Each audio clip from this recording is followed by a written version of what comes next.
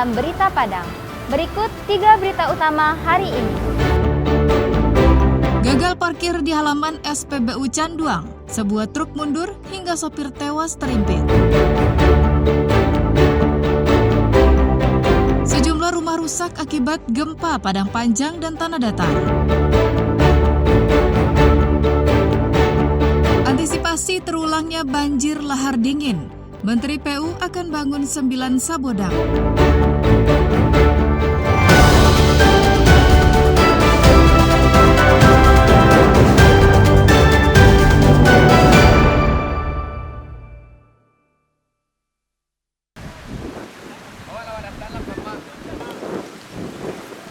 Untuk mengantisipasi dampak erupsi dan banjir lahar dingin Gunung Merapi, Kementerian Pekerjaan Umum Republik Indonesia menjanjikan membangun sebanyak 9 unit sabodam. Sabodam ini akan dibangun di Sumatera Barat pada tahun ini. Sabodam adalah sebuah bangunan pengendali aliran lahar yang dibangun melintang pada alur sungai dengan tujuan menahan dan menampung material sedimen yang dibawa oleh aliran air. 6 unit sabodam dibangun di tanah datar dan 3 unit di Agam. Setiap unitnya, pemerintah telah menyiapkan anggaran sebesar 25 miliar rupiah. Sementara itu, secara keseluruhan, sabodam di Sumbar dibutuhkan sebanyak 56 unit. Untuk total semua di 2 kabupaten, Agam dan tanah datar 9. 6 di tanah datar, 3 di Agam. Tahun ini kita ini besok lelang nih, yang 9 itu ya. Semua sudah siap, lahan sudah siap, desain Agustus. Satu sabodam sekitar 25 ya, 25 miliaran satu sabodam. 25 kali 9. Dari data Kementerian PU, di puncak Gunung Merapi diperkirakan masih ada sekitar 1 juta meter kubik potensi lahar yang akan turun melalui sungai-sungai yang berhulu di Gunung Merapi. Untuk tanah datar, 4 sungai besar berpotensi menjadi jalur lahar dingin dari Gunung Merapi. Pembangunan sabodam tahun ini akan dimulai di Sungai Batang Malana, sebanyak 3 titik sabodam. Sisanya masing-masing dibangun di Sungai Batang Anai, di Sungai Pagu-Pagu, dan Sungai Jambu. Untuk 3 unit sabodam lainnya akan dibangun di sungai-sungai yang berhulu di Gunung Merapi, di kawasan Agam. Kalau sungai yang akan berpotensi itu ada Garunggung, ya, ada di Pasir Lawe itu, Batang Malana sendiri, dan juga ada Batang Anai, ada juga di Pagu-Pagu.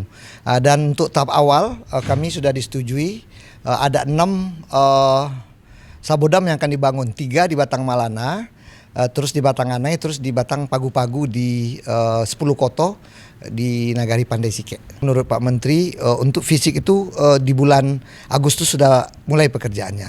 Apa yang dilontarkan Menteri PU ini sama persis dengan janji yang diucapkan pemerintah pusat saat melihat secara langsung dampak banjir lahar dingin yang melanda Agam dan tanah datar pada Mei tahun lalu. Setahun berlalu, bangunan sabodam tak kunjung terrealisasi, namun masyarakat kembali memperoleh janji pemerintah. Sri Louis melaporkan dari tanah datar.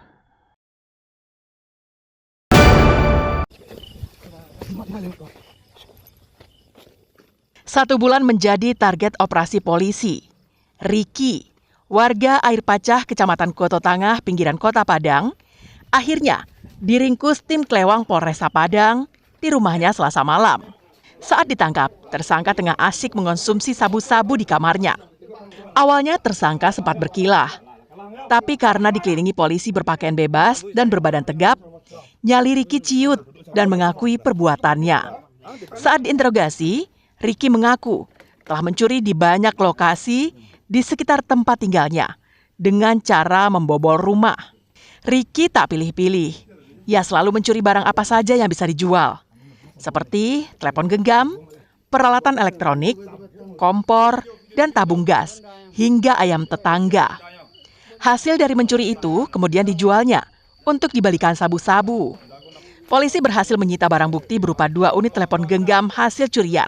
Tersangka selanjutnya dibawa ke Mapolresta Padang guna menjalani proses hukum lebih lanjut. Beberapa unit handphone yang diambil oleh orang tidak kenal. Setelah tim kita melakukan penyelidikan insentif, sehingga berhasil dan mengidentifikasi tersangka, tim kita berhasil mengamankan pelaku, mengintai dan mengambil barang-barang berharga berupa handphone, uang dan lain-lain. Setelah mendapatkan hasil, yang bersangkutan memperoleh uang dan membelikannya ke narkoba. Atas perbuatannya, tersangka dijerat pasal 363 KUHP tentang pencurian dengan pemberatan dengan ancaman hukuman maksimal 9 tahun penjara. Alfi melaporkan dari Padang.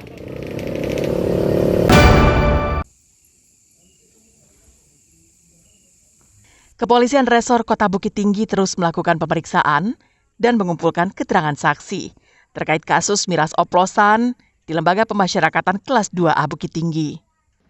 Tidak hanya melakukan olah tempat kejadian perkara dan mengumpulkan barang bukti di lokasi. Polisi juga memeriksa dan meminta keterangan saksi. Hingga Jumat pekan lalu, telah 6 saksi yang dimintai keterangan. 4 petugas lapas dan 2 warga binaan. Keterangan awal yang dihimpun polisi, para korban pada hari Selasa mengikuti kegiatan peringatan HUT lapas yang dilengkapi organ tunggal. Hari perayaan itu digunakan napi untuk mengonsumsi minuman keras oplosan yang mereka racik sendiri. Minuman itu mereka konsumsi di dalam sel dan dalam ruang tahanan. Oplosan yang kita amankan sih berupa zat kimia, berupa alkohol dengan persen 70% dan beberapa botol minuman yang sudah kosong, dan berdasarkan keterangan para saksi ataupun keterangan dari para korban bahwa minuman itu diracik oleh para napi tersebut. Kedua keluarga korban meninggal akibat mengonsumsi miras oplosan, menolak proses otopsi yang diusulkan pihak kepolisian. Pihak keluarga menolak untuk diotopsi, meski polisi telah menyarankan kepada pihak keluarga jenazah korban miras oplosan. Di bulan kampung. Apa sudah digali Pak? Sudah digali. Alasannya kenapa tidak dilanjutkan prosesnya, apa Pak? Kan ini kejadian luar biasa Pak, bukan biasa-biasa ya? Mungkin hukum luar biasa. Kami menganggap ini kematiannya ada proses. Mungkin Tuhan menginginkan untuk menyatakan dia proses kematiannya kayak ini. Kami sekeluarga seluruh kampung sudah ikhlas menerima seandainya dari pihak kewenangan Polri untuk masalah dengan lapas itu tak yang bersangkutan. Jenazah 2 warga binaan yang meninggal dunia telah diambil pihak keluarga dan telah dimakamkan di kampung halaman mereka masing-masing. Dina Amrina melaporkan dari Bukit Tinggi.